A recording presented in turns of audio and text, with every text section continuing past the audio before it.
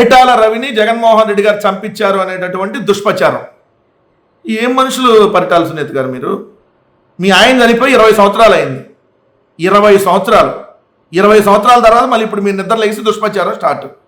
అంతకుముందు చంద్రబాబు నాయుడు చనిపోగానే చంద్రబాబు నాయుడు మీ తెలుగుదేశం పార్టీ ఇదే దుష్ప్రచారం చేస్తే రాజశేఖర రెడ్డి గారు సిబిఐ ఎంక్వైరీకి ఇచ్చాడు. దానికి అసలు జగన్మోహన్ రెడ్డి గారికి సంబంధమే లేదు. ఆయన ఎప్పుడు బెంగళూరులో ఉండేవాడు ఆ టైంలో. ఆయన అసలు గవర్నమెంట్లో లేడు, ఆయనకు సంబంధం లేనటువంటి విషయం. ఆయన అసలు రాజకీయాల్లో కూడా లేడు ఆ టైంలో.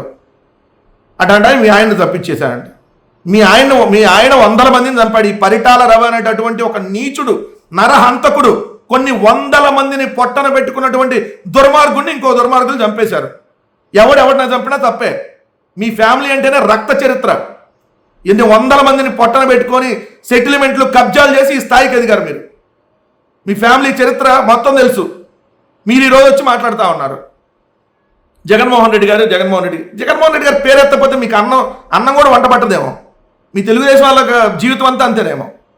ఒకటి గుర్తుపెట్టుకోవాలి, మీకు కూడా తెలిసినటువంటి విషయమే. రాష్ట్ర ప్రజానికానికి కూడా తెలియాలి. 2019 నుంచి 24 దాకా మేము అధికారంలో ఉన్నటువంటి 5 సంవత్సరాలలో మీ కొడుకు పరిటాల శ్రీరామ్కి రక్షణ కల్పించింది, అత్యంత భద్రతతో రక్షణ కల్పించింది జగన్మోహన్ రెడ్డి గారు.